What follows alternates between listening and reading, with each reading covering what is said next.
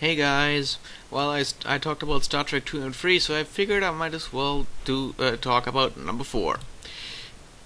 Alright, The Voyage Home. This movie has to be the Star Trek movie that I've seen the most. Out of all of them, I mean it. This movie is funny, it is very enjoyable to watch.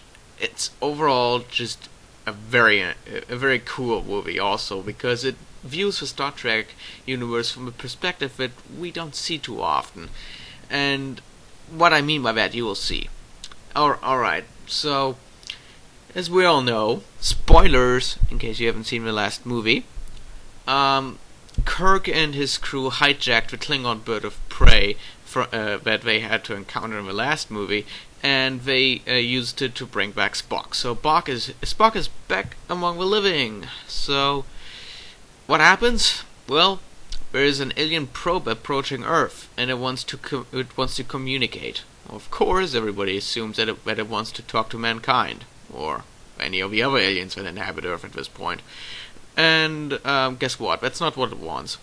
Turns out that the messages that the probe is generating are actually having a very bad effect on the planet. It messes with the atmosphere. At least that's, I think, how it went. I mean, it's not that obvious, but my guess is that because the probe doesn't get an answer, it gets rather angry, and that has a bad effect on the planet. So, Kirk and his crew, they're on their way back to Earth. But guess what? The probe approaches Earth first, and everything is shut down. The last thing Kirk hears is a message sent by the President of the Federation that Earth is to be avoided, because all attempts to stop the probe have been unsuccessful. We don't see any ships being destroyed by the probe in the movie, which could be a disappointment, because but hey, on the other hand, it might have been just like the first movie, so, we just hear some Klingon ships were destroyed or something. Again, I find that kind of humorous. And, so what happens, Kirk and his crew figure out that what the probe wants is to talk to whales. Humpback whales, to be exact. But guess what? Those are extinct by the 24th century. Yeah, that's definitely a message right there. Save the whales. Well, guess what? What they have to do is to attempt time travel. They go back to the mid-80s of the 20th century in order to retrieve some whales. Now, what happens? They use a time travel idea that was actually used in the original show. It confused the hell out of me when I watched the movie, because I didn't see that episode from the original show where they used this, a sun in order to engage in time travel. So they do that. I guess that's a cool tribute to the original show again. And well, they arrive, and hey, here's a cool plot device. The Klingon bird of prey had a cloaking device, remember? That's a perfect way to keep the ship hidden. And so they land in San Francisco, and they're looking for whales. And now this is where the fun part begins. They are in a completely different world. It's a world that we know, but they don't. They've been traveling back almost 300 years, and it's a completely alien world to them, and it leads to a lot of funny moments, like Scotty trying to talk to a computer. I loved that scene. It's hilarious.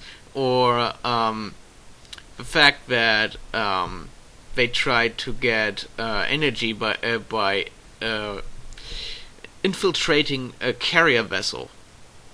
Now, that carrier vessel is in the Bay of San Francisco, and guess what? They call it Enterprise. What a coincidence. But actually, it was the USS Ranger, the actual USS Enterprise, and yes, that ship does exist, was not available. So they used a different one, but they named it Enterprise in the movie, so who cares? It's pretty funny that Chekhov is one that is trying to get to collect that energy. Uhura is accompanying him, and he gets caught by the Marines, and they interrogate him, and everybody makes a big deal out of it that he's a Russian. And of course, yeah, the bad Russians, we know that. But here it's used for comedy, but in a pretty appropriate way. It was pretty funny. I know my dad always loved that scene, and so did I. There's also a scene in a hospital which was pretty fun, when Bones is complaining about how primitive the medical facilities were back in the day. That alone was great. And there's a chase scene in a hospital which was pretty good. I'm actually spoiling a lot here, so I should not talk about too much, I think. Yeah, that's basically the movie, and in the end they have to go back to their own time. Now, this movie feels a lot like Star Wars meets Back to the Future, because it's very similar. It's also a movie from the 80s, which is no coincidence. I don't know if it was Back to the Future that led them to make this movie, inspired of it. I'm not sure if that is true or not. Maybe someone knows it, but I just see an uncanny resemblance here. Yeah. So, Star Trek 4 is a great movie. I loved it as a kid, I still do. It's also very, how could I say? It's very consumer friendly, I could say. Like, this is not the movie that expects that you know a lot about Star Trek. You could use this as an introduction to Star Trek as well. The only thing you probably have to explain is what Klingons are, because, well, the Enterprise is not in this movie. Well, not really. And so, yeah. But other than that, it's a great introduction, because this movie takes place a lot in, well, it was back then, present time, the 80s. And, yeah, it's very friendly to introduce someone to it, but I would still start with the second movie, because the second, along with the third, and this one form a trilogy, which, yeah, it feels like a good story that is connected. Sadly, this was the last Star Trek movie that did that. All the movies that followed this one had little to no connection with each other, which is a little sad. Okay, I guess one could say that the fifth one does kind of follow this one, but the connection is not that obvious. I know it takes place after it, but there's no story arc that's being continued, which might be a little disappointing about that one. But I will talk about that next time. So, Star Trek 4, The Voyage Home, gets a very well-deserved 9 out of 10 from me. This is probably one of the funniest Star Trek films. It's almost as good as Wrath of Khan, but it's a good movie to watch if you don't want to watch a very serious Star Trek film. This one is just going for entertainment. Don't expect any space battles or anything like that. It's not going to happen. But it does have a message. Good comedy, funny situations. It's overall very good. So yeah, watch it if you can. No matter whether or not you have seen the previous movies or not, you will not regret this one. I guarantee you.